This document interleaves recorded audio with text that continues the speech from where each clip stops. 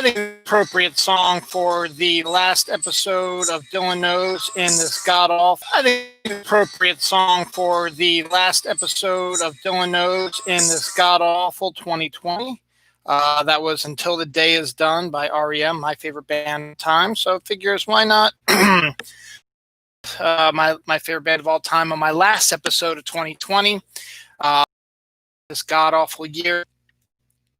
Next week's episode will either be January 2nd or 3rd. I haven't decided yet because January 2nd we're going to have Christmas with my family and my mom. So there's 5 of us in the house, and we can separate quickly, and it'll only be for a few hours.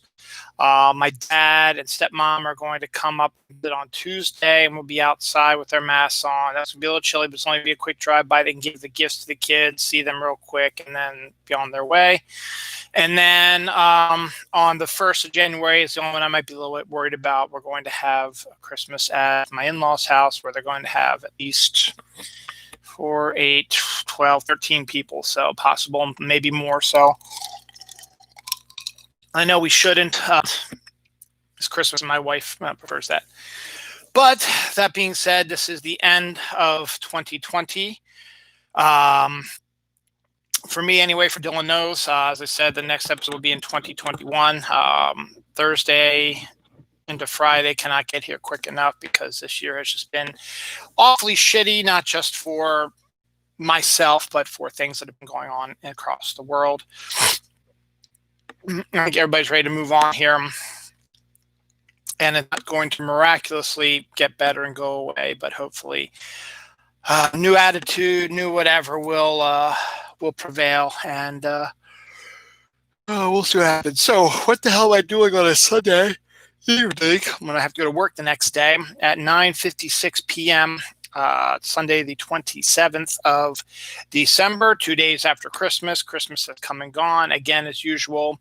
And this year in particular, 2020 keeps taking and taking. It just, Christmas seemed to go by extraordinarily fast. I didn't even get to really feel like I had a chance to savor it that much.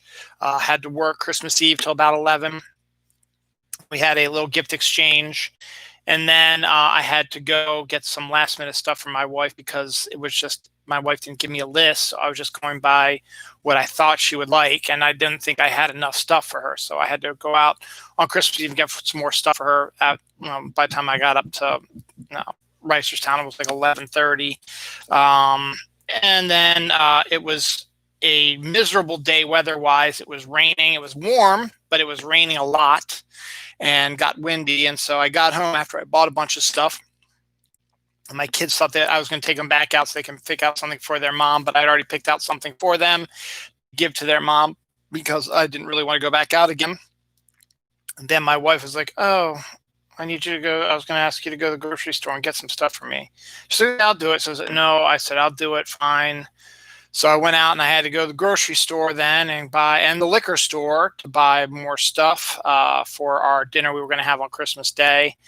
And then I finally got home and just sort of relaxed a little bit by playing some Fortnite with my son, and then ordered pizza and got that in the driving rain and the harsh weather conditions and stuff like that. Didn't get my inflatables up because of the storm, so I just had the lights on the outside out all night and the inside. Then got home, had our dinner, and then again just sort of, I think we watched Christmas Vacation. I think my sister called me, talked to her for a few minutes, and then finished watching Christmas Vacation. Then it was time for the kids to go to bed. And after the kids went to bed, my wife and I had to wrap our presents to each other. And so I watched My Christmas Story like I usually do. And she was in the living room wrapping stuff up. And then we need to wrap some last minute stuff up for the kids and then wait for Santa to arrive. And then we went to bed like at 2 a.m. My son came in at 7 a.m. We told me to wait till 8 a.m. on Christmas Day. So my son and I had a conversation while we were all in bed. And then we got my daughter up at 8. We went downstairs. We opened our presents. Again, nothing huge for my wife or I. I didn't really get anything huge. My wife didn't really get anything huge. Just the season and just the way it is. I got some videos. I got a shirt. I got some pants, which I really, really needed. I got some new games.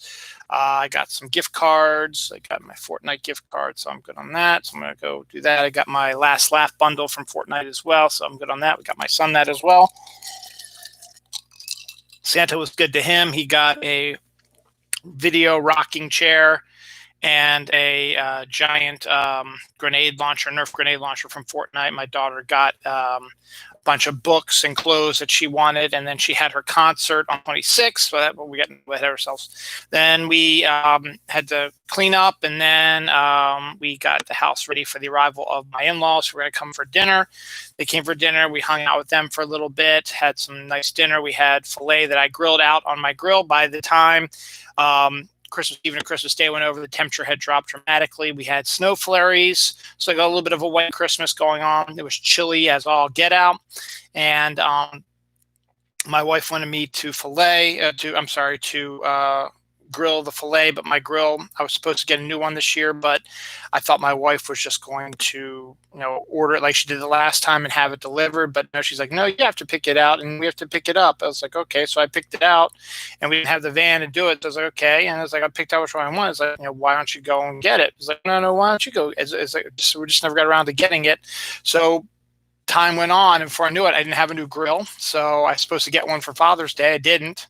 So I didn't get a Father's Day present this year because for my birthday, I got the Switch Lite.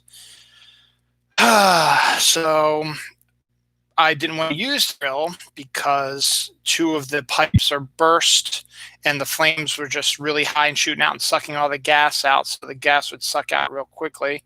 But had to do it for my wife, as always, do everything for my wife.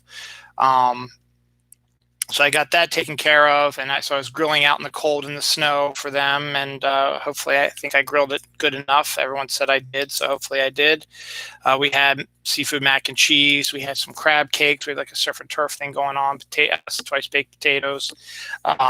Didn't get any green beans done that we were supposed to, and then we had brownies for dessert, so on and so forth. So then the in-laws left, and then we just sort of chillaxed a little bit, and then the 26th is straight up just a relaxing day. We didn't do a damn thing. I think I had to go out and get some milk. So we went and got Chinese food for dinner, and I had to get milk for the kids. Didn't have any. And then my daughter had her concert we had got for her birthday. She really, really enjoyed that. So we did that. Let my son stay until the concert was over. It was like 10:30. So they went to bed late, and then they slept in today. Again, nothing really going on today. Watched the Ravens game. Ravens won 27-13. And thanks to the Jets beating the Browns and the Steelers beating the Colts, the Ravens are the number 6 seed in the playoffs right now, but we still need to win one more game to solidify our chance to be in the playoffs. If we lose next week, we are not in the playoffs. We'll be knocked back out. We have to win. If we win, we are in. So that's the big story now with the Ravens. I'll get a little bit more football going like that. So that was my Christmas. Tomorrow, as I said, Tuesday, we will be getting a visit from my father and my stepmother. So they'll be coming to visit for the kids particularly. And then as far as I know, we really don't have anything planned for New Year's Eve. We'll probably leave early on New Year's Eve. There's potential that I might be able to take the last day off because I do have one more vacation day. But it depends if I get my big project done, which I'll be working on the next 3 days. So if I can get my next project done, maybe we'll get it done and blah, blah, blah. And then it's New Year. So I just feel out of it today, and just this holiday season, just this fall, this holiday season, not seem normal, and I'm getting affected by everything that happened this year. I've been more moody. I haven't been myself lately, feeling sick and angry a lot, feeling paranoid, sad, upset, and other stuff, which I don't want to get into right now, but things just aren't going my way in a lot of different ways as well when it comes to family and stuff like that. I feel like an outsider, but that's besides the point. We're not here for me to talk like this. We're here for me to do stuff. And I already talked enough for about 10 minutes now about my Christmas. So we got a bunch of stuff to talk about in this episode 382, the return of the science. Science got a bad rap this year because of the idiots and morons in the White House and the idiots, cultists that follow them, that don't believe in science because they're a bunch of fucking morons. And so I'll have this week a lot of science stories. different things about science stories. I've got some movie news. Wonder Woman 1984 came out, not doing as well as people thought it would be when it comes to reviews. Some Starbucks stuff, walk tossing, Mandalorian stuff, Christmas trailers, movie dates. Feliz Navidad makes an appearance in this. Women's pro hockey, Pro Bowl, the Book of Boba Fett. We get some clarification on the Book of Boba Fett. 200,000 pounds of cheese balls. Ex-cop idiot who believes the fucking morons in Washington about a fraudulent election does something that gets him into a lot of trouble because he's a fucking moron. We finally get some finality for the fucking Snyder Cut, which I'm so sick of talking about also this week. WandaVision, as I said, trailers. Tunguska explosion may have finally been explained as could be how the Ice Age happened. Something interesting popped up as Pompeii is getting excavated, and a bunch of deaths this week as well. I guess we can start with that real quick because we have Silver Dollars make an appearance in here. New show on Sci-Fi, which looks interesting. A lot of stuff on Netflix. A YouTube millionaire. All kinds of cool stuff. So let's saddle up here. Let me try and get this over with as soon as possible because I do have to go to work tomorrow and it's 10:05. So we'll start with the deaths because that was the first one I came up with story today. A University of Utah star freshman running back on the football team, Ty Jordan, died. No reason for his death has arrived, hoping that it's not drug related, hoping it's not COVID related. I hope he's dead, so I hope I don't know what I don't know what I hope, but I hope it's nothing awful. I mean, it's awful when a young up-and-coming superstar who was just named like the Pac-12 Rookie of the Year sort of thing and was a running back, major running back for the University of Utah, had a big game last weekend before he passed away this week. So he passed away this week, so that's kind of sad again. No cause of death has been determined yet, so I guess to be continued. AEW wrestler Brody Lee, also known as John Huber, died at the age of 41 today, or this week, I should say. Lee Wallace, the actor who played the Gotham City mayor in the Tim Burton Batman movie in 1989, died at the age of 90. I'm sure he probably did some other stuff, but honestly, I couldn't tell you what he did. Tuck Tucker, animator for Hey Arnold and SpongeBob SquarePants, died at the age of 59 this week. Rebecca Luker, 3-time Tony nominee, and a beloved Broadway soprano, died at the age of 59 this week as well. David Giller, an Alien franchise writer-producer, dead at the age of 77. Kevin Green, third on all-time NFL sacks list, dead at the age of 58. Beavis and Butthead animator Doug Crane died at age of 85. Chad Stewart of Britain's Chad and Jerry duo, dead at 79, must be a folk music group or whatever, never heard of them. And today, just before I was getting ready to sign off for any new news, Phil Niekro passed away this week, 5-time Gold Glove winner, Hall of Famer, one of the best pitchers in baseball, passed away this week as well. So wrapping up 2020, and we're still getting some major deaths. I don't think I've checked recently if there's any other news that has popped up in my feed. Just making sure. Boom. Nothing here. Okay. Nothing. Yeah, I'm just checking here real quick. Doesn't look like anything new and exciting has popped up. A lot of stuff about football, which we're going to talk about in a little bit. Because we're getting close to the end of the football season. Well, the regular season anyway. But yep, so. Yep, that's about it. So anything else can wait until next week's episode, which is going to be ironic because it'll be set in 2021, but it'll still have news from 2020 in it. So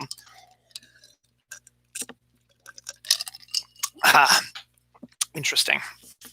The first stories: a dark storm on Neptune has reversed direction, and scientists don't know why. Neptune was discovered to have a giant storm similar to Jupiter's big red spot. This is a big, like, darker storm, and it is apparently now reversing direction, and nobody knows why that is. So Neptune has always been fascinating with its deep blue color. And it's Neptune and Pluto used to switch positions. Sometimes Pluto would be the 8th planet, Neptune would be the 9th planet. Then they would switch back with Pluto being the 9th planet, Neptune being the 8th planet. Kind of a weird sort of thing. I think it's a 248-year day on Neptune. So that's absolutely crazy, but that's interesting. So we'll hit more science stuff along the way. I talked about all the monoliths that have been popping up. No new red monoliths had popped up, but just in time for the holidays, a gingerbread monolith appeared in San Francisco. So that's kind of obviously a nod to the holiday season and stuff like that. The fact that someone made a giant tower out of gingerbread is very clever and very interesting. Coming early March, we have Coming to America 2 coming to Amazon Prime. Been hearing a little bit about it, but I haven't seen anything about it until this week. They released the first teaser trailer for it, and to be honest, it looks like regular Coming to America. The basic premise somehow is Prince Akeem has somehow fathered an heir in America. I don't know if he and his wife had problems, or there was just him, taking after his father, who had multiple lovers and stuff like that, which is just wasn't the point of Coming to America, was so that he would only find his one true love. So I don't know. I guess you just have to create some sort of storyline to get him back to America. So he and Semi, played by Arsenio Hall, have to go back to America to find his son, to bring him back to Zamunda. It's like Wakanda.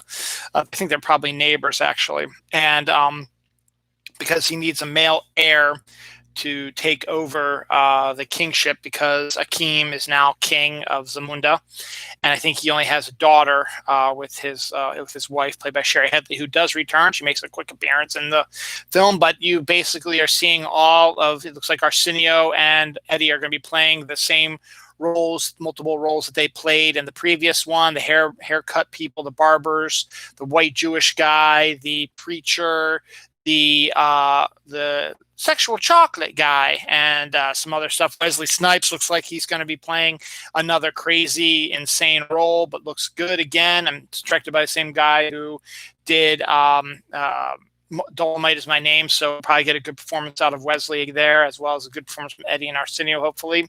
And looks like we got some interesting casting, and just looks like we'll see. But it honestly, I didn't really laugh too much during it. I think the banter at the end with the barbershop people might be the key to the whole thing. That was actually pretty funny.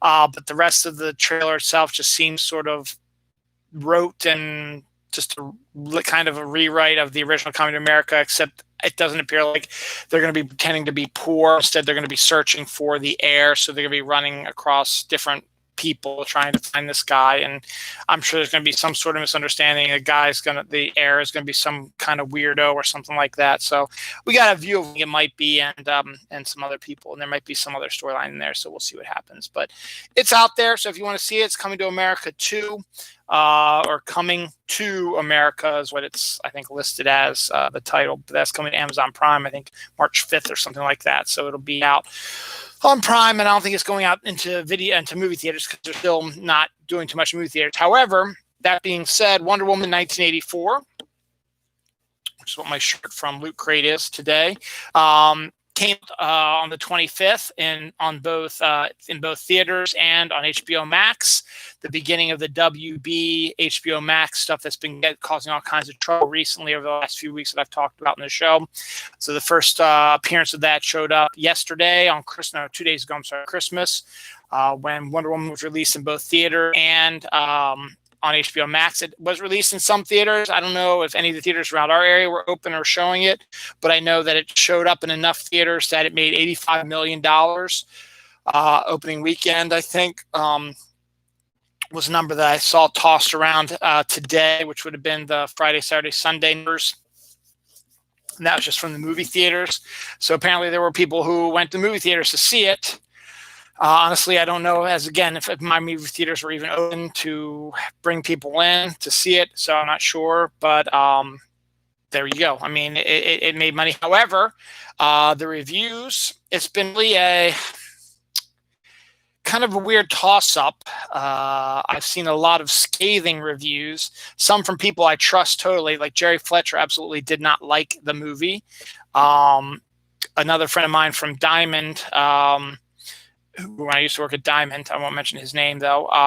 He saw both Soul, which came out on Disney Plus, which was Pixar's movie. They released it direct to Disney Plus, and Wonder Woman 1984. He said, I really liked Soul, but he didn't say anything about Wonder Woman 1984, which means he probably didn't like it.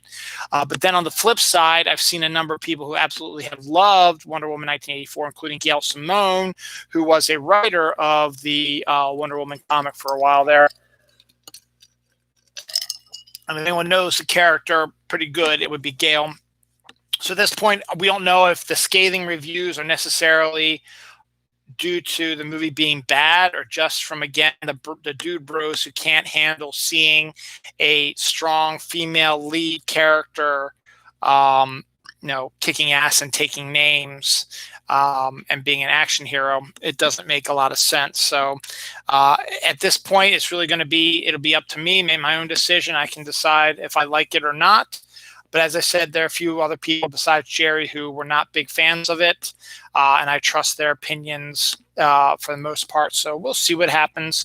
Again, it'll probably just be, in the end, it'll be just my own decision. If it's, in my opinion, a good or bad show. That being said, there have been enough interest in it, and again, the $85 million box office that see if I can find this, because I know I had that story somewhere around here, that cruised it to being the top grossing film of 2020, which isn't saying much considering the majority of the time there were no theaters open. I guess I didn't write it down. If I did, I'll find. Oh, there it is. Wonder Woman 1984 on track for biggest U.S. box office opening of the year, and it is also been greenlit for with Gal Gadot, and Patty Jenkins is now going to be in the works as well. Warner Brothers has agreed to a third one, so you'll see a third Wonder Woman with Gal Gadot and Patty Jenkins. So we'll see. As I said, I've heard 50-50 on it. People I trust and people I don't trust said they hated it. People I trust and people I don't trust said they loved it. So it's one of those things that we'll have to wait and see. But I figured I may as well wear the shirt since Christmas is over, and this is still kind of a hot topic. Woman buys a ginger. Well, you're going to get some Christmas stuff anyway because Christmas was this week, so there'll be lots of Christmas stories in this episode. Dylan knows anyway. Woman buys a gingerbread house, which already has a resident in it. A giant spider has taken residence in the box that the pre-made gingerbread house came in. So it was a big spider. They took pictures of it. It's crazy.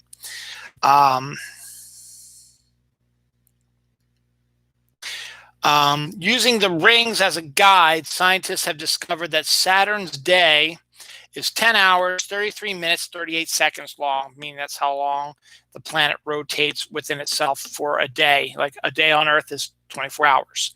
It's 24 hours for the Earth to do one full rotation in of itself. Whereas Saturn, using the rings, they were hard to tell what was going on with Saturn, but scientists took a look at the rings, watched them, and saw the rotation on that, traced it, and discovered that it is a day on Saturn is 10 hours, 33 minutes, and 38 seconds.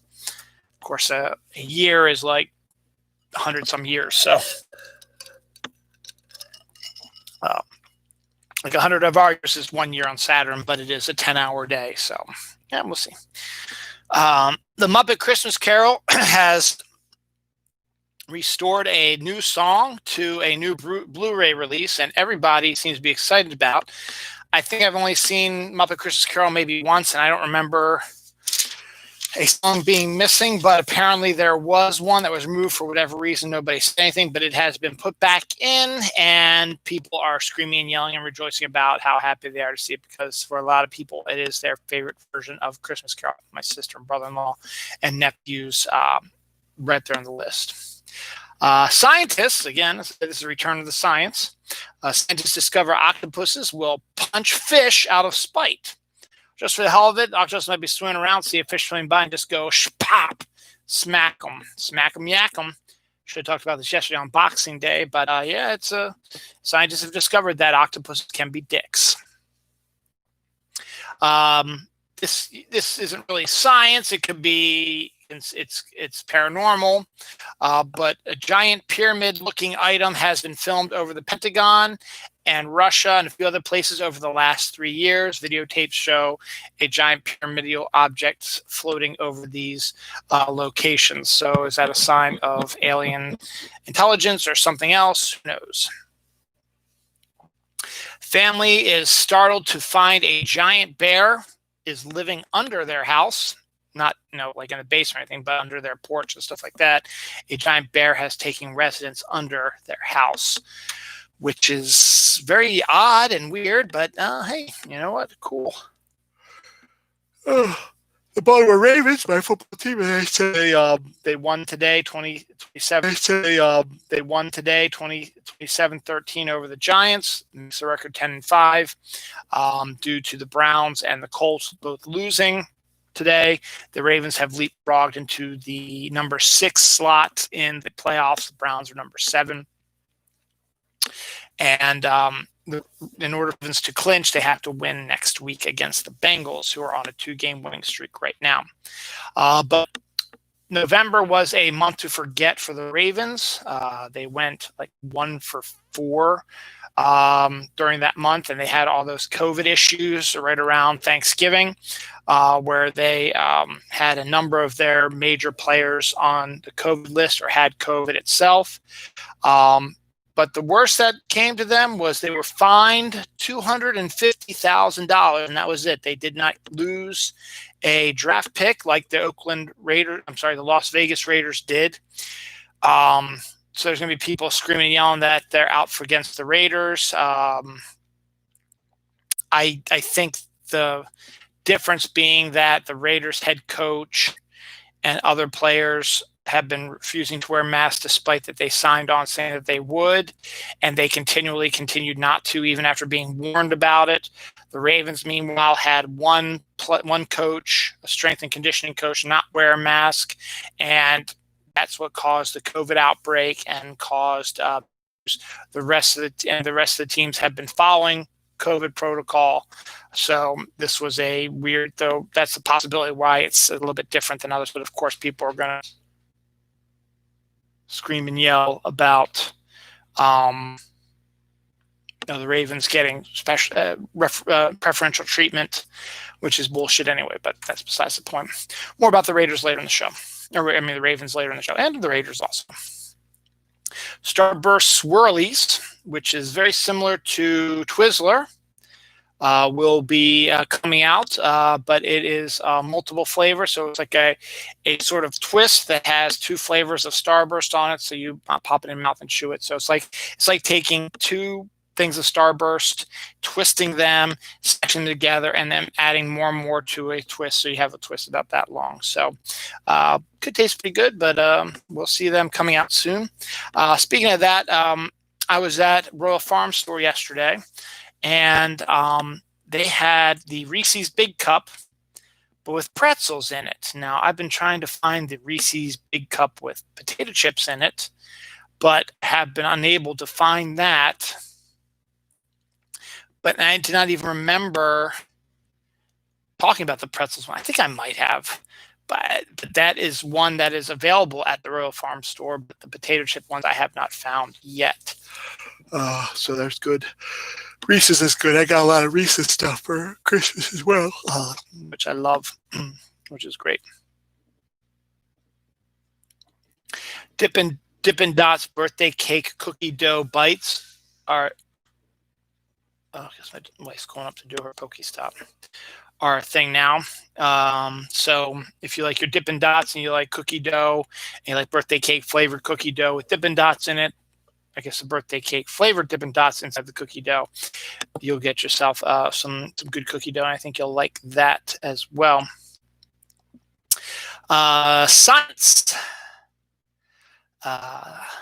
Earth is pulsating every 26 seconds, and seismologists don't know why. So the Earth is continually pulsating every 26 seconds, and seismologists are wondering why that is happening. They do not know. No one really knows. So that's to be continued, I guess.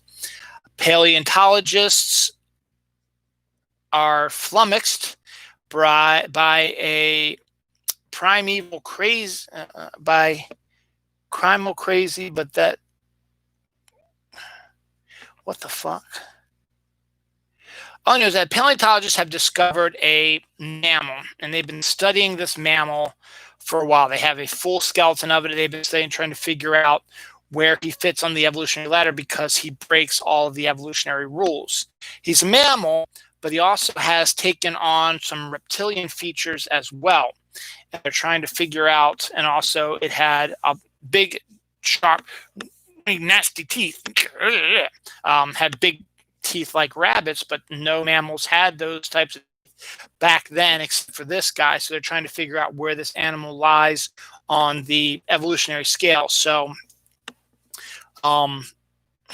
paleontologists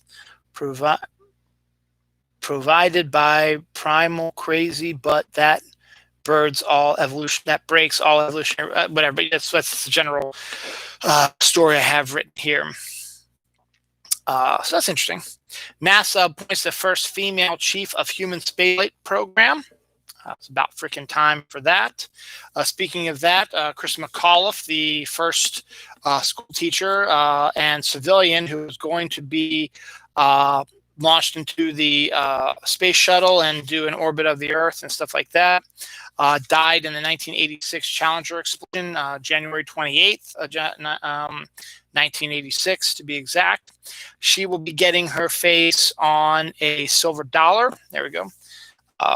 Coming up very soon. I guess probably next year if you get a silver dollar, it should be Chris McAuliffe. Coming up very soon. I guess probably next year if you get a silver dollar, it should be Chris McAuliffe's face on it. It was after a long search. They found this teacher, I think Rhode Island was where she was from. And she was a civilian, and she went through training and was going to teach a class from space and do all this stuff, be the first civilian in outer space. But the Challenger explosion took her life as well as the life of 7 other crew members, and pretty much destroyed NASA itself, and the reason why we are nowhere close to going to Mars despite what other people are saying. So it's kind of sad. Pompeii fast food eatery from 79 AD was excavated. It was like a food truck. So basically they're excavating Pompeii and they discover what looks like almost like a food truck that had pictures of chicken and beef and stuff on that side, and are postulating that back in 79 AD, they had food trucks as well, or outdoor fast food restaurants or whatever, so you could come get your own stuff. So it's kind of a neat little thing about that. Ashes of Star Trek's James Doohan, Scotty, were smuggled on board the ISS, so he is up in space right now. An impact crater beneath Greenland of the meteor hitting Greenland caused the ice age with the force of all the cold air and stuff like that, which caused the ice age because it was coming from Greenland. The Tunguska explosion in 1908 has had all kinds of discussions about what it was, from a Tesla experiment to an alien spacecraft blowing up. Strange pieces of metal have been discovered in the area. It's highly magnetic, all kinds of crazy. So it's a open story, an open mystery that is still being looked at and studied today by scientists. Scientists have postulated a new theory now, which in and of itself makes sense. Not as interesting as UFO blowing up, or a nuclear test before nuclear power was another thing as well, or a Tesla explosion, that type of thing. What they believe actually happened was a massive Earth-ending asteroid, which, if it would have impacted in that area, could have destroyed human civilization in 1908, actually skirted the Earth and caused the explosion, meaning that here's the Earth, and asteroids are always coming at Earth all the time. I mean, I've told you stories about, how they're going to be, hundreds of thousands of miles away, or 100,000 miles away, or whatever, and everyone's always, there's a possibility that we get a close asteroid hit, stuff like that. And there's movies like Deep Impact and Armageddon about asteroids hitting the Earth, stuff like that. Well, apparently what they're saying now is that in 1908, a massive world-ending asteroid, here's the Earth, massive world-ending asteroid, was on a collision course with Earth, but somehow it came so close enough to impact the Earth itself, but in the end, when it at its closest point was able to destroy that Tunguska and release that magnetic stuff and the different weird metals as the asteroid skirted across the Earth's surface. So it actually came into the atmosphere and drove past, but did not hit the Earth. It went past Tunguska, as it was, entering our atmosphere, it was breaking apart and stuff like that. So it made a massive explosion over Tunguska, but it kept going, and then it left. It came out of atmosphere and back out into space, or it was broken up enough that it did not smash the Earth. Instead, it broke into a bunch of different pieces. But the massive explosion part of it, which, if it would have impacted the land, would have destroyed the Earth and caused, Armageddon, instead did not hit and just instead brushed through there. That's the newest theory, and it's a good theory, and I think it's interesting. So to be continued. Astronomy firm GNZ11 is the most distant galaxy ever seen. I saw a picture of it, and I guess I'll have to go by what they say, and that's it for science on this page. Andy's creme de menthe ice cream sandwiches are now a thing. You all know my Andy's candy stories. I despise them more than anything. The reason why is because my grandparents would always put out candy, and whenever we came over to visit, I would overindulge because I was a dumb kid. One Thanksgiving, they had these Andy's candies out. I ate a ton of them, ended up throwing it up on Thanksgiving, and from that point on, much as what you do is when you eat a lot of something and causes you to throw up, you never want to eat that stuff again. A cheesesteak sub from an old place called Harry Little's, which no longer exists anymore, was another one of those where I ate one of those and I puked it up.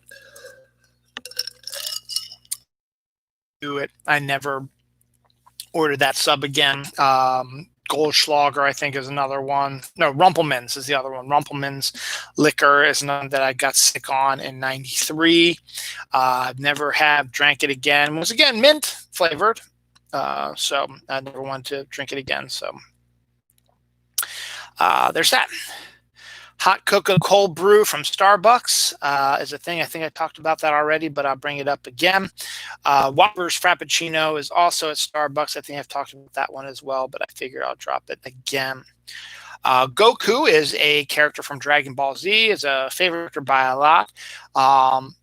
A statue with a limited amount, a limited print run of a statue for Goku has been made, and it was being shipped from, I believe, Japan to its next location to be transported all around the world to the different people who ordered it. Well, the ship carrying the Goku statues has sank due to, I believe, a storm, lost at sea after a major shipping accident. And so these rare Goku statues, a limited amount out there, are now even rarer because they are now floating around somewhere, I believe, in the Pacific Ocean. So, come back here in 10, 15 years and there'll be like stories of Goku statues washing up on the shores of Africa or something like that. So we'll see what happens. But that's interesting. Christmas Eve, again, is one of my favorite days of the year. I've always liked Christmas Eve. It's not necessarily my favorite holiday of the year, but it is up there as one of the most exciting days. I love Christmas Eve a lot. I like Christmas Eve more, I think, than actual Christmas Day. That being said, a guy in Las Vegas actually is going to love Christmas Eve a whole lot more now, because on Christmas Eve, he won a $15.5 million jackpot in a Las Vegas slot machine. So he won $5 million at a slot machine in Las Vegas on Christmas Eve. It was a Christmas miracle for that, I believe, a gentleman. So good on that. Mandalorian has finished its season. The next season will not be out for another year. But fans still love Baby Yoda or Grogu or whatever you want to call him, and the Mandalorian. So a Mandalorian coffee maker has been created with a picture of Mandalorian on the coffee maker, and it comes with a Baby Yoda mug. It's one of those, like Keurig sort of things that's like a one-shot coffee machine. So I don't think it's like a regular coffee machine. It's like a one-shot coffee machine, and it comes with its own mug. Speaking of Mandalorian, there were rumors last week when they announced the Book of Boba Fett coming out the same time as Mandalorian, that there were theories out there that the Book of Boba Fett was going to be Mandalorian Season 3, and that we weren't going to find out anything about our Mandalorian friend. Jon Favreau, the producer of The Mandalorian, has come out and said, yeah, that's not what's going to happen. But the Book of Boba Fett will be out before The Mandalorian Season 3, but it is not Mandalorian Season 3. Mandalorian Season 3 is its own story, continuing the following of our friend Mandalorian, played by Pedro Pascal. No Baby Yoda, since he's being trained by Luke, but hopefully that'll make up for still make the show interesting for people as well to keep watching it. But the Book of Boba Fett will be out before Mandalorian Season 3, so they will be running probably concurrently. And to be honest, that's what we were expecting anyway. So that's a good too. Speaking of box office stuff, Demon Shuriken, whatever. Slayer, I'm sorry, Demon Slayer. I told you a little bit about this. Was a huge anime that has been coming out and getting huge buzz over in Japan. Well, it has defeated Spirited Away's box office record in Japan. Demon Slayer now has made more money at the box office than Spirited Away, and is now the #1, I think, anime, highest grossing anime of all time in Japan, beating Spirited Away. The Amazon Lord of the Rings sequel pilot has finished filming. So the first episode is done in the books. It's probably in the editing phase now. I believe it has been picked up for a series, so I guess they're going to continue on with the filming. But the first episode is in the books, and they're going to move on. So we will be seeing that probably sooner than later. WandaVision dropped a new teaser trailer on Christmas as well. New footage, but a lot of the same old stuff.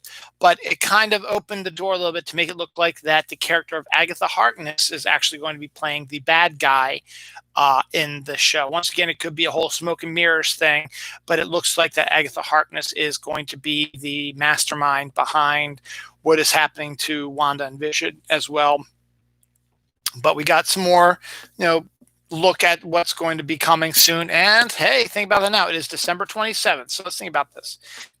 28th, 29th, 30th, 31st, 4 days, plus 15 days, because it'll be January 15th when it comes, probably more like 14, 18 days before new Marvel Cinematic Universe stuff comes out. So January 15th, Disney Plus WandaVision Episode 1 is going to be released. So definitely that's going to be in a couple weeks. Let's see, next week's episode, Dylan knows, is going to be the 2nd, then the 9th, then the 16th. So 3 episodes from now, we will be discussing the first episode of WandaVision. The first Marvel work in 18 months, I believe. Someone inserted Cary Grant into Star Wars for no reason. They were bored, and I haven't seen the video clips that have him in it, but apparently it seems to work. I guess they have some sort of reasoning for it. They did it just for the hell of it, but they made it seem like it wasn't out of the ordinary. It was kind of unique and was kind of interesting. So, okay. I am so sick of Zack Snyder and this stupid fucking Snyder Cut. Finally, this week, they announced the Snyder Cut will be due out on March 25th. And all I can say is, thank Christ I don't have to talk about this damn thing anymore.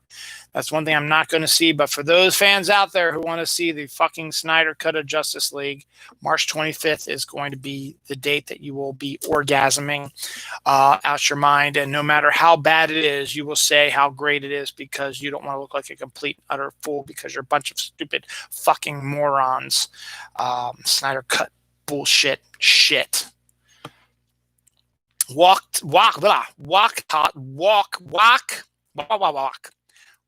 tossing is a thing. There was a video of a woman who was cooking with a wok, and was spinning around and dancing and swinging around, and nothing was falling out. It was getting mixed up and stuff like that. So apparently wok tossing is a thing, and hey, good for that. So we're going to go a little football now. As I said, the Baltimore Ravens, my team, won today 27-13. It's their 3rd straight win. They got themselves back into the playoff hunt. They are now 10-5.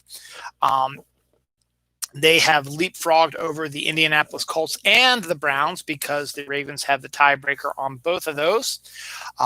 The Pittsburgh Steelers, who have been suffering lately, losing to a Washington football team that at the time was like 4-9 or something like that, and losing to the Bengals as well, who were 3-9 or something like that, 3-10, something like that at that time. Both really bad teams. The Steelers, who were the number 1 seed for the longest time because they were the last undefeated team. Until Washington beat them. So now they've lost, like they had lost like 2 or 3 straight, and were slowly falling out of it. The Kansas City Chiefs have now locked up the number 1 seed, so they will be getting the bye, home field advantage throughout the playoffs as long as they don't get eliminated. They are the Super Bowl reigning champions, so it's only fair that they do that. The Steelers have dropped now to the number 2 seed, I believe, with the Bills maybe number 3, or that might be reversed. The Bills might be 2 and the Steelers might be 3, one of those things. And then the 4th one is the Tennessee Titans, who, let's see how they're doing right now. They are playing tonight against Green Bay. Let's see. Green Bay Packers are destroying them. So that should be an interesting thing to look at. So we'll see what happens. This season is far from over. And if it's both their games, things could get really interesting in the playoffs soon. So the Ravens have leapfrogged from being out of it for the last couple of weeks to now being the number 6 seed, which means they would play, let's see, 2nd plays 7, 3rd plays 6. So right now, if I am right about this, the Ravens would play the Steelers if the playoffs started today. Again, it could all change due to what happens next week, the last week of the season. So we'll see what happens. But the Browns, one of the reasons why they've been the hottest team in football for the last few weeks, won, I think, like 9 straight until they played the Ravens, who beat them in a game for the ages a couple weeks ago, and the Browns got themselves back together and won last week. But they lost 3 wide receivers this weekend to be on. They didn't have COVID, but they were in close proximity to someone who does on the Browns team, so they were put in the COVID protocols. They will not be able to play for 10 days as they are being in quarantine, so they will probably be able to play in next week's season finale against the Steelers. But their main wide receivers did not play today, which is one of the reasons why they believe that the 1-10 Jets were able to beat them and become the 2-10 Jets. Or the 2-11. No, wait a second. No, there's 15 games, so it'd be 2-13. The 2-13 Jets. That's what it was. And now they're now the 2-13 Jets. They were the 1-13 Jets entering the Browns game this week. So that didn't go well for that. What the hell is that? The Bills clinched the AFC East. The Kansas City Chiefs clinched the number 1 seed.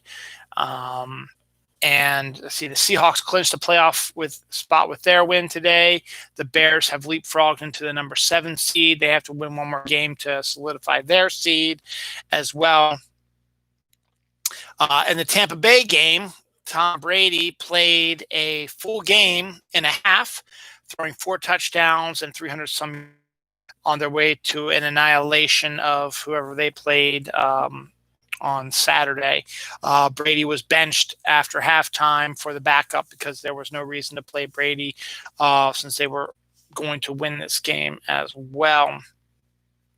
So football is getting interesting. It is the last week of the season next week, and then the second season starts the playoffs. So it's everyone's 0-0. It's single elimination. You lose, you're out when you're in the playoffs. So you want to run the table. There's an extra game this year, extra game because the number 2 seed who used to have the bye no longer has the bye. They now have a 7 seed who they'll be playing. So we'll see what happens about that. For Christmas, a Dallas home was transformed into a Nintendo computer game and a Super Mario Brothers 3 game. So it was the porch and stuff was painted to look like the Nintendo console, and their garage was painted to look like a screen from Super Mario Brothers 3, which is kind of interesting. A Christmas story: Feliz Navidad, Feliz Navidad, Feliz Navidad, Feliz Navidad, Prospero Agoe Felicidad. Turned 50 years old this year. Was a celebration for that, so I can't believe that Christmas song is now 50 years old. A movie trailer done by an independent company has the name of Rudolph, Rudolf, and it basically takes the Rudolph the Red-Nosed Reindeer story and applies it to that of an African-American high school basketball player story. Basically, a black guy by the name of African-American, I should say, by the name of Rudolph, Rudolf, has a quick temper and also has a condition that when he gets overly excited or exerted when it comes to exercise, whatever, his nose turns red. People make fun of that, but he also has a short fuse. So if they keep making fun of him, he goes and he beats the crap out of them. He's been kicked out of a number of high school team up to make fun of him again. He starts getting into trouble there. But he's also been being scouted playing basketball because he is an outstanding basketball player. So people have been watching him. So the basketball coach comes up with a deal. He says, you can stay in school and you can play on the basketball team, but you will not be able to be in a game until you've shown that you can play with the other players. And you need to work with that. And he says the guy, his main white tormentor named Dasher, is going to work. They have to work together to work out their issues. And once they work out their issues, then he'll be able to get back into playing basketball, because this scout and a number of other scouts are saying this kid has the potential to be a huge college star and a huge NBA star, but he just has this temper and this issue with his nose. He meets a cute girl. They start dating. Of course, her name isn't Clarice. It's something else. It's a Christmas related thing. I forget what it is. And the entire football team or basketball team are names of the reindeer. There's a Dasher, there's a Dancer, a Prancer, a Vixen, a Comet, a Cupid, a Donder, and Blitzen. I don't know why. And then there's Rudolph. And it's a unique and different take on the Rudolph the Red-Nosed Reindeer trope, and turning it into like a cliched high school basketball sort of movie is kind of a unique take on things. So we'll see what happens. Cobra Kai season 3 has been moved up a week from January 8th to January 1st. So Cobra Kai season 3 will premiere on Netflix on New Year's Day, which is this Friday coming up. So fans of that are going to be very ecstatic about that. Bedknobs and Broomsticks, one of the classic Disney live action musicals from the 60s, is the next Disney film to be getting a theater musical. Much like all their animated movies and stuff like that, this one is going to be getting a theatrical music, a theater musical. Once Broadway and all that opens up, there will be a Bedknobs and Broomsticks Broadway show coming out soon. So that's the next one that's going to be worked on. New Cruella, the new live action, I think with not Amy Adams, but the chick from Easy A and La La Land and stuff like that. I forget her name. Zombieland, stuff like that. And Amazing Spider-Man 1 and 2. The live-action Cruella will be coming to theaters from Disney on May 28th, 2021, because they are fully expecting, with the vaccines being worked out now, that movie theaters will be open for this summer movie season. So they have already planned to put that in the movie theaters. A lot of people now are speculating that the HBO Max Warner Brothers thing is only a temporary measure until things get together, though they have every movie for 2021 using this formula for both coming out on HBO Max and movie theaters. But they do have movie theater dates for movies that are coming out in 2023, which leads people to believe that, obviously the theory is that it's going to be released the same day as in theater. They're going to keep that, but that's 2 years after when this program is going to happen. So we're going to see what happens in 2 years and see the results. But there's 3 movies that have now been set for 2023. One is the Furiosa prequel to the Mad Max Fury Road movie, which does not star Charlize Theron, which is a shame. It is scheduled to hit June 23rd, 2023.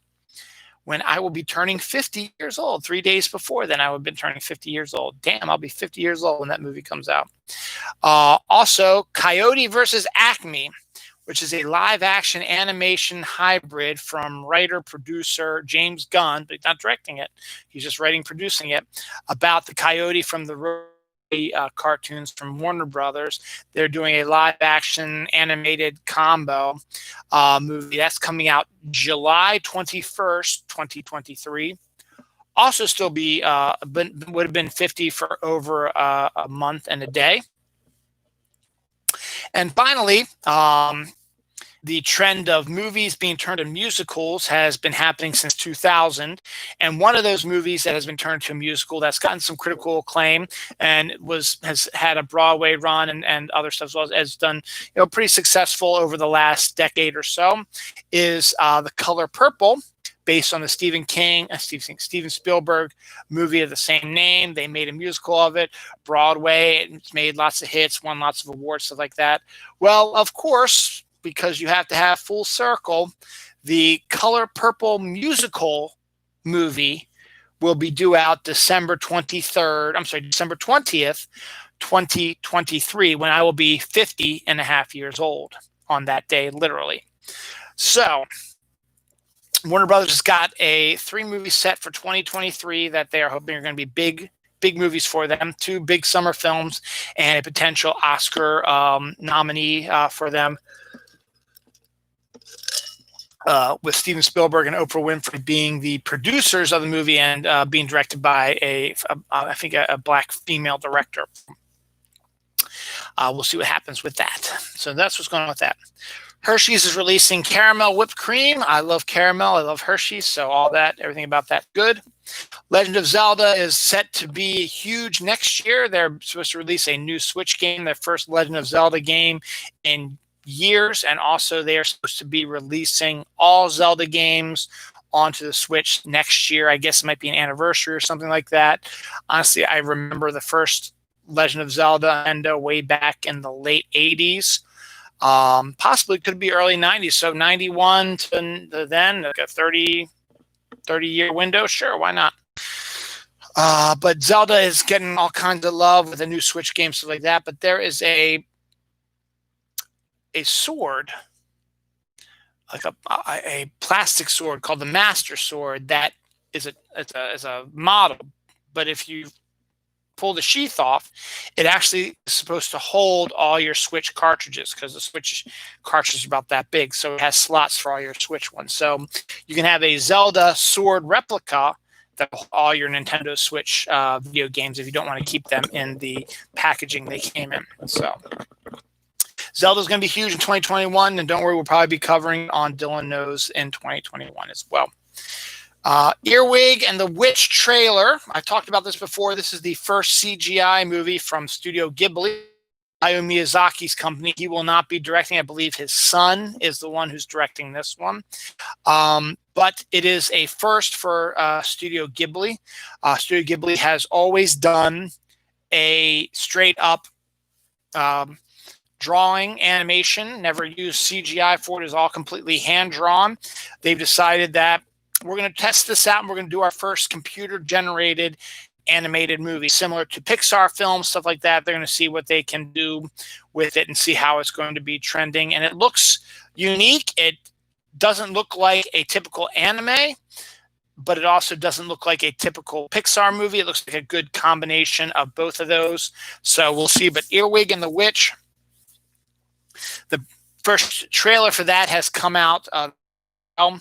It combines witchcraft and music, and has a primarily English cast, meaning UK British English cast. So it's all accented English. It's not Japanese, and I don't think it's dubbed. I think the characters, the story takes place in a United Kingdom, England sort of scenario. And that's why all the characters have the English accents on it. So it's a first where it doesn't take place in Japan. It's the first CGI one. And I believe Hayao Miyazaki's son is the one who's directing it. So we'll see about that. January 5th on Netflix is going to release the first episode, or maybe all of them. I think maybe all of them. The History of Swear Words. We talked about that a couple weeks ago. Nicolas Cage will be hosting the History of Swear Words. It is exactly what you think it is. It's a documentary about swear words, and every episode will cover a swear word, and we'll have a historical look at how the curse word came to be, how it became a curse word, how it became, a bad word to say, how people aren't so, how it became hugely popular, so on and so forth like that. Nicolas Cage will be in there being the one who's going to be, narrating and being the host of the show, while, it's going to be in a documentary style, meaning you're going to talk to not only historical people and people whose job entirely is detailing the English language and curse words, stuff like that, but celebrities who use the curse words all the time, and the little stuff like that, and interviews, stuff like that. First trailer for it came out, and it looks entertaining. It looks like something that could be good. It's history. It's a documentary series, and it's Nicolas Cage, getting relevant again. So might be worth a check out. January 5th. So 2021 might be the year that I get back into television. I want to see that. And coming on January 27th, Sci-Fi Channel will be releasing Alan Tudyk, Tudyk's new show, Resident Alien, based on a comic book from Dark, I believe, about an alien who crashes in the woods outside a small Colorado town and decides to take over either, I don't know, taking over the body of someone, or creates his own, or can shapeshift into another human body of a doctor who lives on a cabin isolated in the woods outside of this small Colorado town. And the Colorado town in and of itself is having a mystery of its own, where a spate of murders is happening. And so they go out to find the doctor to get him to be the forensic scientist to figure out how this murder happened, not knowing he's an alien. And then I think kids can see him as an alien, and they're screaming about that.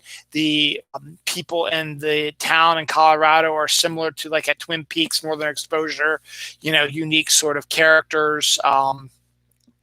It's Alan Tudyk also, who's fantastic. I've watched the trailer multiple times. I got really excited about it. So I'm thinking I will start watching that again. I'll be watching The History of Swords.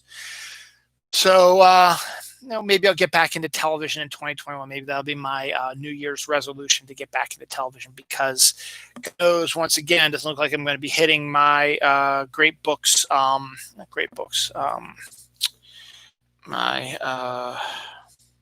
Good, because it's been a weird year, because Goodreads has a reading challenge. So you say you say I'm going to read this many books in a year, and you strive to hit that.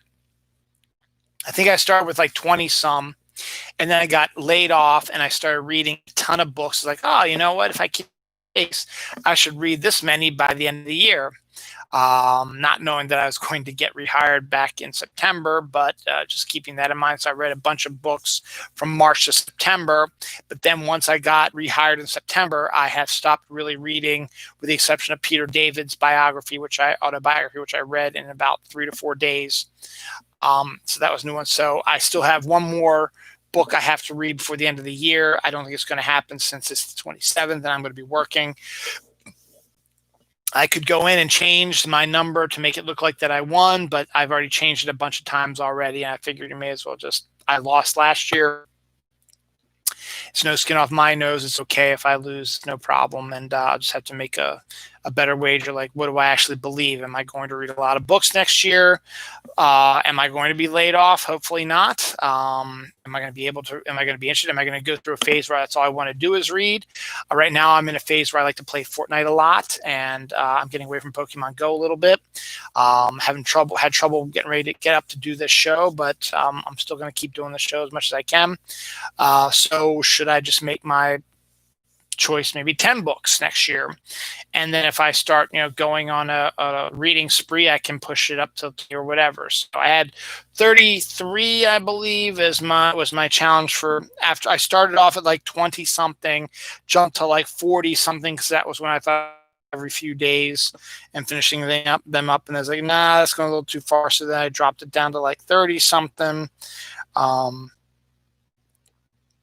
and like 35, and then dropped it down to 33. I'm 32 of 33. So I have, a bunch of days. I was hoping to get a quick, easy read in there. It's possible I could still get a quick, easy read, because I can do a trade paperback, quick, like one of those Immortal Hulk trades. It's only like 50 pages long. I could read that, and that'll be considered as my last book. I got a book about Nala, the cat that was discovered on a cross-country bike trip, where the guy took the cat with him, and it's about her lifetimes. It seems a quick one. Or if I can find another one, like there was James Patterson's book about John Lennon's death that I really, really wanted, and I think if I ordered it now, I don't think I would get it in time. Let me see. What time would I get it if I ordered it now? If I ordered it now, I would get it on the 29th. So that's Tuesday. So it would be really hard to get that read within a 2-day span. So I might wait till next year to get that, since I've already spent a lot of money, and I spent all my unemployment money that I had in my account. So I no longer have that to lean back on now. So now I'm back. I'm working though, so the money that I got during my unemployment time has now finally run out. It took September, October, November, December, 4 months. When I've been working now again for 4 months, and I haven't had to take unemployment at that time, so I haven't had my money refurbished. So, but I've been spending a lot of it. So it took care of Christmas, groceries, stuff like that. So we'll see where we are next year. We might be back into a little bit of, since I'm not making as much money as I used to, that we might be starting to get back where I might have to start budgeting more again at the beginning of next year. So we'll see. And so I got that to look forward to also. So yippee. Speaking of Alan Tudyk, he was on Firefly. There is a new Firefly comic book series from Boom Studios, which will be taking place 20 years after Firefly. So you'll be focusing on brand new characters and in the Firefly universe, and done in the vein of Firefly and with the approval of the Firefly cast and crew and creators, Joss Whedon and stuff like that. So that's good about that. Ex-CIA director declares the Navy pilot UFO footage is eyebrow-raising. So more and more proof that there might be UFOs and aliens out there. They don't know what is going on, stuff like that. Silent Hill creator has a new horror game coming out in 2023 also. 2023 is going to be lit. I'm turning 50. You got all these movies coming out, and now you're going to have the creator of Silent Hill is going to have a brand new horror film, a horror video game. If it's anything like Silent Hill, it will be a huge hit, and everybody's going to start looking forward to it. Let's see if the Tennessee Titans game is a final.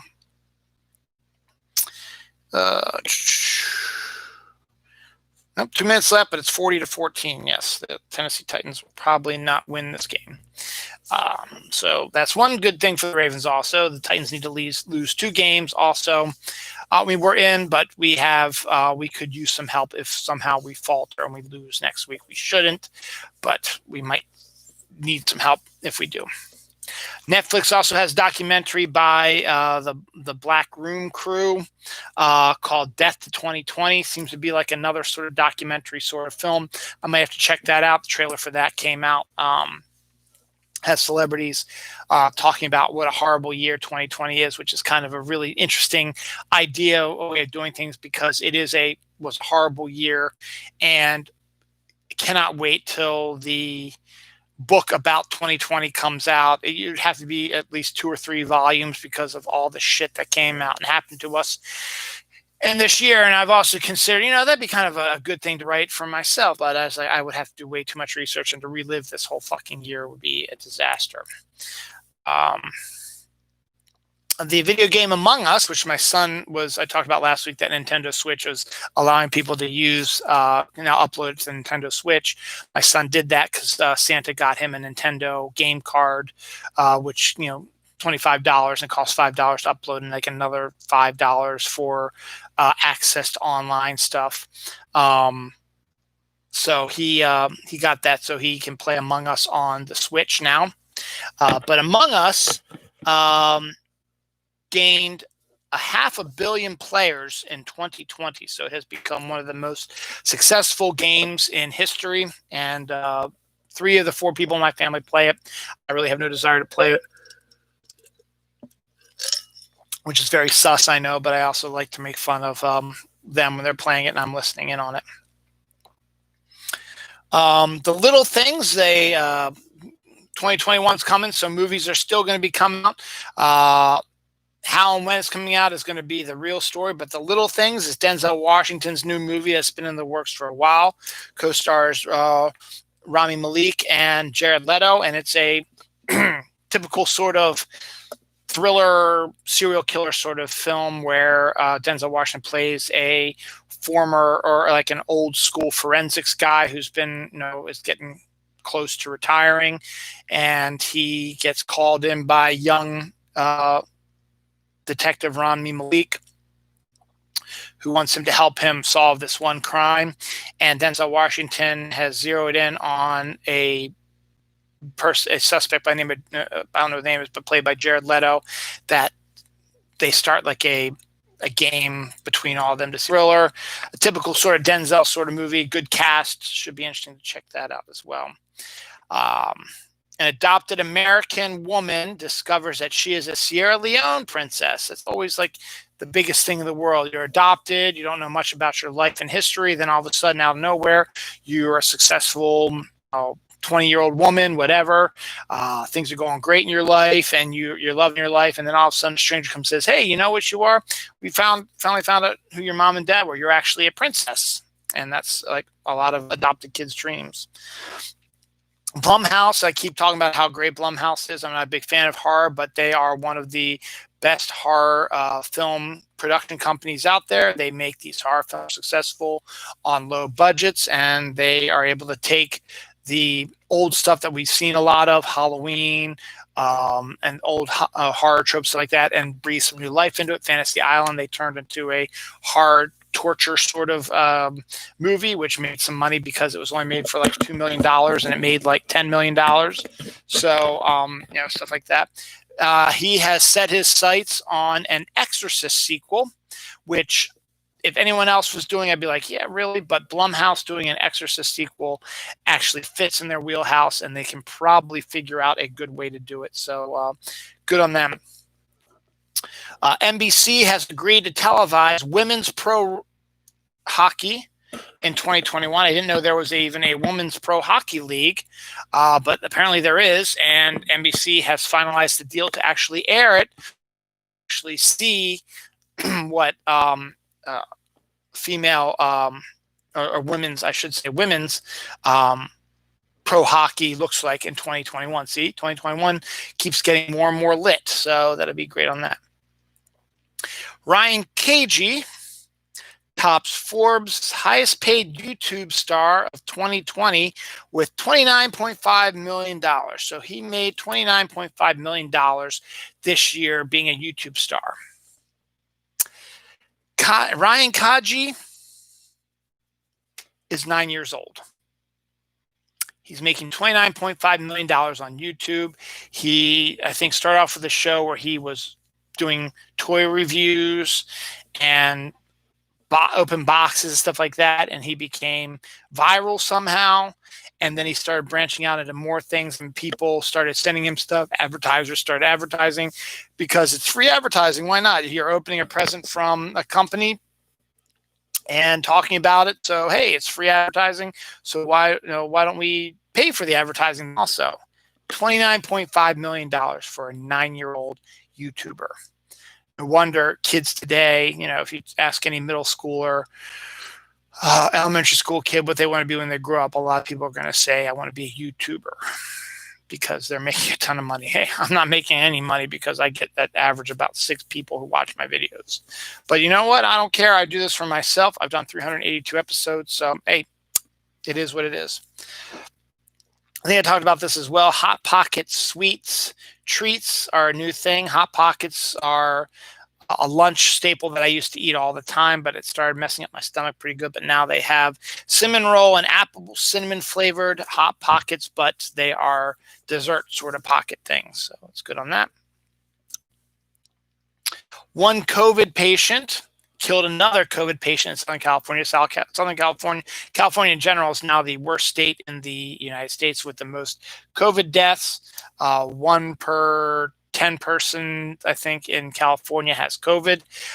This horrible story about two COVID patients in the hospital.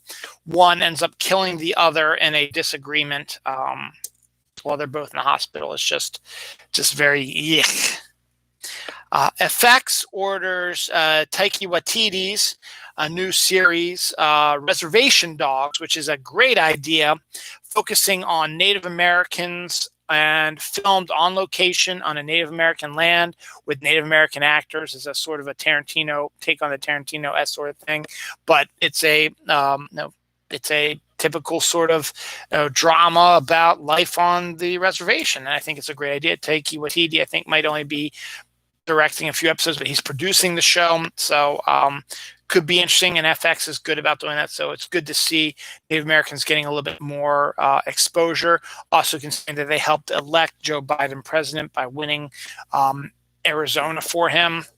A lot. You say a lot of things, but the Native Americans voting pretty much got Arizona for Joe Biden, so that's good.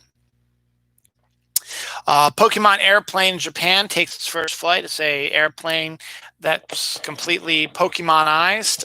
Pokemon pictures on the outside, Pokemon, paintings on the inside, and all kinds of Pokemon stuff. And so it's Pokemon's a big thing in Japan. So there's Pokemon Air now. Takes its first flight this week, so there's good on that. I have a friend who works in Red Lobster, but he's not really involved with this. But Red Lobster will be giving away free food for a year to someone, just for the heck of it, I guess. 2020 was such a shit year. It's like, hey, why not? You survived. Here's a year worth of food from Red Lobster for free. 8-year-old joins, and I talked about Ryan Kaji, a 9-year-old who's making $29.5 million as a YouTube star. Well, here's another story for you. 8-year-old joins an esports team, makes $33,000 immediately. $33,000 immediately for an 8-year-old who joins an esports team. It's like, really? I guess playing video games is profitable, apparently. KFC, I talked about this before. People thought it was a joke. It's not. KFC is revealing that they actually are creating a video game console. They revealed the video game console this week to show you what it looks like. And to entice you even more, it's not only a video game console, but it is also a chicken warmer. So you can have, at least I got chicken snacks and treats while you're playing games. You can keep your chicken warm, and you can eat it while you're playing as well. So go figure. But it's a real thing, and it's coming out. I don't know when, and I don't know what the games are going to be like, but it is a chicken warmer too. Snickers White is coming back. It is a white chocolate Snickers bar. I have never heard of it, but apparently it said it's been out before. It is now coming back out again next year. Well, chocolate is interesting because it's a little bit more sweet than regular chocolate, but in a really kind of a sugary sweet way. It's not for everybody, so it might be interesting. I'm not sure because they also do Reese's White. I can't eat that because I just don't like it. It just doesn't mesh well.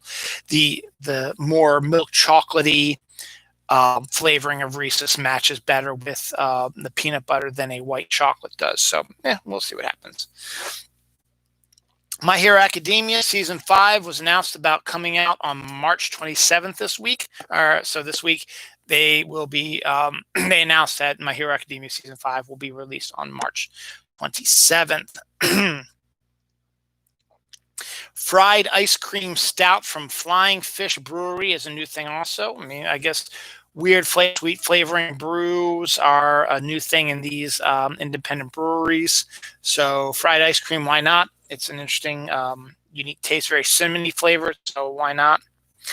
I think I talked about this last week, but I'm going to bring it up again anyway. U.S. Air Force AI, artificial intelligence, co-pilots its first military flight ever, basically leading to the fact that soon enough they will not have to put human soldiers in danger. They can send airplanes with AI fly over target spots to blow them out to smithereens, and they had their first test, so we'll see what happens.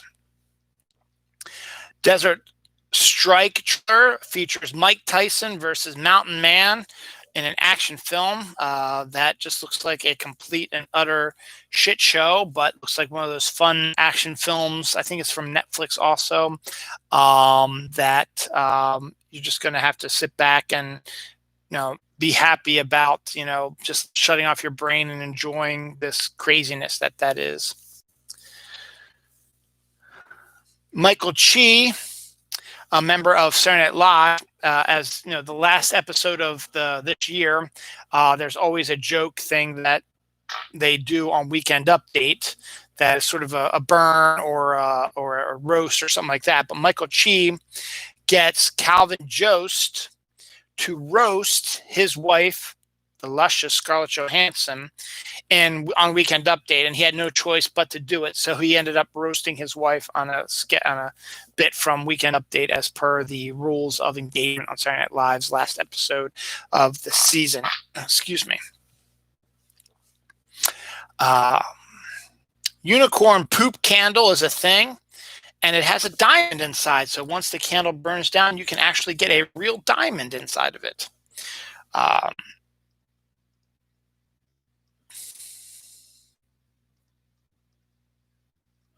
Millions of Christmas presents will arrive late due to postal service delays. I've got about 3 that have been out and about for a while now. Not much we can do about that because that idiot in the White House was trying desperately to destroy the post office, and he's done a pretty damn good job. But hopefully they'll be able to sort through all this stuff, and eventually these gifts will get to everybody, and everybody will get it eventually. It might not be on Christmas, and that's a shame. But you know what? In the end, if it gets there on time, and when Biden gets back in office, we can clean up this mess and get it taken care of. And by the next Christmas, we should be able to send our presents through the postal service without any fear of delays. So don't scream and yell at the U.S. Postal Service because of the delays. Scream and yell at that asshole in the White House and his cultists who follow him. Speaking of that, an ex-cop hits a truck thinking it has 750,000 fraudulent ballots. Turns out they were air conditioning parts. So this moron has been able to convince these idiots that there are fraudulent votes everywhere. And this person seeing this truck is like, it's got to have fraud. Goes out of his way to smash into it. He's an ex-police officer, smashed into a truck of his own free will, which is also illegal to intentionally smash into a truck thinking that it had fraudulent ballots to prove that that soul was right about election fraud. Turned out that it was air conditioning parts. I've got nothing else I can say about that. The Ravens have 7 Pro Bowlers. A couple of them are sus, but the rest pretty much deserve what they got. Lamar Jackson is not one of them, but the fact is they are one of 4 teams that have 7 Pro Bowlers, and the only one in the AFC North who does. So good on those. Community Day and Pokemon Go has been really weird in COVID times, and COVID times is still going on. But so is Community Day. Community Day is scheduled for sometime in January. We're getting one of those.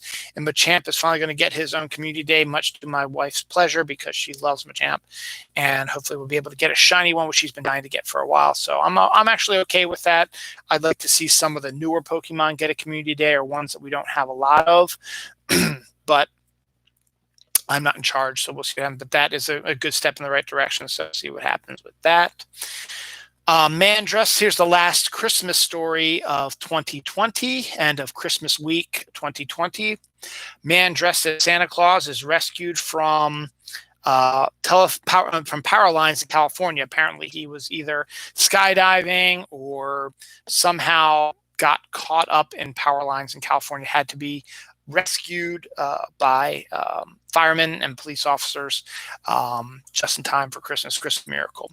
And finally, the final story of 2020, had to go with this one because it is just absolutely an insane story that is local news, actually happened locally here, and figured would be a nice capper to this shit show that was 2020. 200,000, I'm sorry, not 200,000, 20,000 pounds, 20,000 pounds of cheese balls spills onto I-495 after tractor trailer accident. I-495 is a highway that takes you down close to Washington, D.C., and a tractor trailer was in an accident this week and dumped out 20,000 pounds of cheese balls onto a major highway out of Washington, D.C. I can't think of any other way to end this shit show that was 2020. So I will end on that. 2020 is now officially in the books for Dylan Knows. I do not foresee me doing a year-end episode like I've done before, or a death episode where I release all the deaths that happened in the year. So many of them, some of which could have been avoided due to stupid ass COVID. My cousin, first and foremost, but celebrities, sports people, authors, stuff like that, musicians. A lot of unnecessary death this year. But we can now look forward. Episode 383 of Dylan Knows is now set in 2021. I am done with 2020 for Dylan Knows. I am done for 2020 personally, but I still unfortunately have the 28th, 29th, 30th, 31st, 4 days left of 2020, and who knows what's going to happen within that time frame. But until then, I want to thank you all for sticking with me through 2020. Hopefully 2021 will be a better year, and maybe I should retool the show a little bit to reflect that. We'll find out if I decide to retool the show for next year. But as of now, it is time for me to say goodbye. Should old acquaintance be forgot? Let 2020 be forgot. I'm done. Happy New Year. Come 2021. Welcome, welcome. Bye, y'all. 2020 is over.